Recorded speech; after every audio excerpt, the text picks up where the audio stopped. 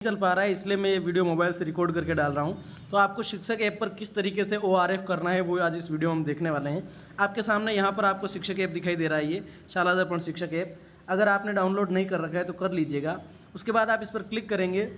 अगर आपने मैपिंग कर रखी है, मैपिंग ध्यान रहे, मैपिंग रेमीडिएशन वाली मैपिंग करनी है आपको।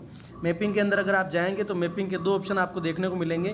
तो वहाँ पर आपको रेमीडिएशन वाली मैपिंग करनी है। यहाँ पर मैं आपको बता देता हूँ कि मैपिंग जो है 2 तरीके की दिखेगी, फॉर ऑल क्लासेस और दूसरे दिखेगी रेमीडिएशन वाली। तो रेमीडिएशन वाली जो मैपिंग है उसको कंप्लीट कर लेना है। उसके बाद आपको इस शाला दर्पण शिक्षक ऐप यानी राज शिक्षक ऐप पर लॉगिन कर लेना है।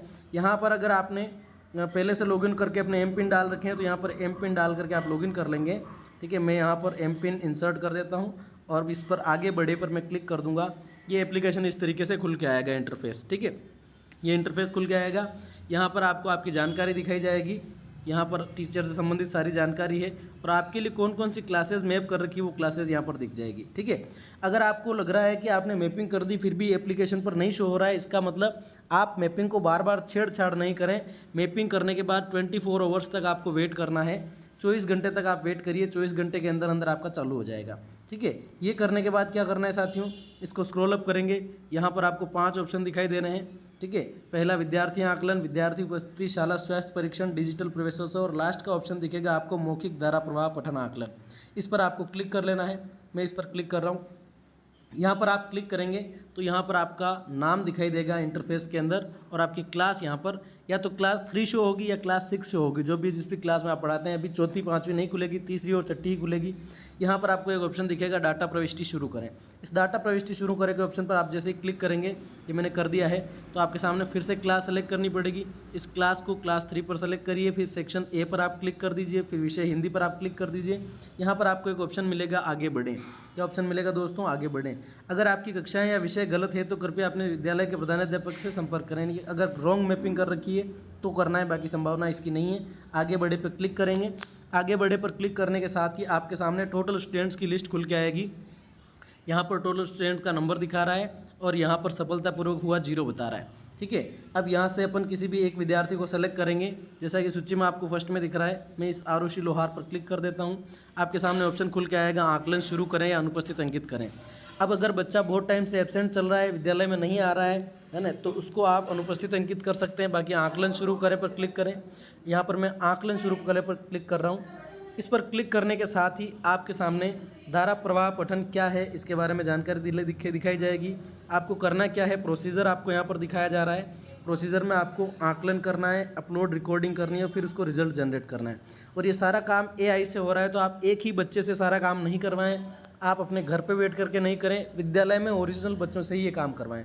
अगर आप देखिए यहाँ पर कुछ आपके जो है FAQ भी आ रहे हैं। क्या ORF प्रक्रिया कक्षा में शोर होते हुए भी ठीक से काम करेगा, या सही शब्द प्रति मिनट और सटीक प्रतिशत क्या है, क्या ORF आकलन विद्यार्थियों द्वारा पढ़ाए गए अनुच्छेद को पहचानने में गलतियां करता है।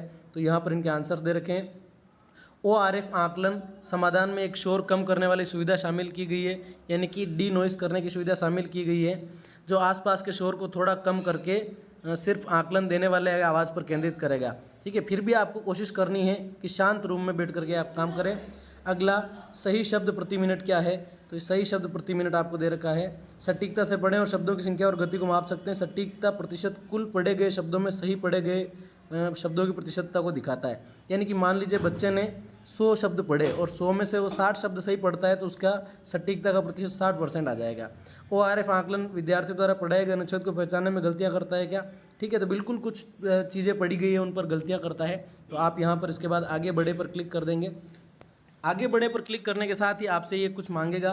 क्या मांगेगा? परमिशन मांगेगा, लोकेशन का एक्सेस मांगेगा, माइक का एक्सेस मांगेगा और डेटा की सुरक्षा की निजता। तो सरकारी ऐप है, आप बिना टेंशन के इसको अनुमति दीजिएगा। जैसे आप इसको अनुमति देंगे, subsequent recording muted, microphone is occupied by other apps, यानी कि यहाँ पर जो है माइक्रोफोन का कहीं और यूज़ हो रहा है। तो जैसे मैं जिस ऐप से रिकॉर्ड कर रहा हूँ उसमें यूज़ हो रहा है, फिर भी मैं इसको कंटिन्यू कर देता हूँ। यहाँ पर देखिए, विद्यार्थी आकलन समूह क्रमिक हैं और डेटा आधारित दिशा। आप यहाँ पर आगे बढ़े, इसको स्क्रॉल अप करके समूह 1 पर ध्यान दें और आगे बढ़े पर क्लिक कर देंगे। ठीक है, ये आकलन 1 जो संबंधित विद्यार्थी है उसका नाम खुल के आएगा। अनुच्छेद देखने के लिए रिकॉर्डिंग शुरू करें। अब यहाँ पर आपको क्या करना है, अगर बच्चा आपके पास में आ गया है बिल्कुल, और आप बिल्कुल व्यवस्थित रूप से तैयार हैं रिकॉर्डिंग करने के लिए, तो आप शुरू करें पर क्लिक करेंगे। इस तरीके से शुरू करें पर क्लिक करेंगे। फ़ोन को कैसे पकड़ना है दिखा रखा है, मुंह के पास रखना है और पढ़ना शुरू करें। यानी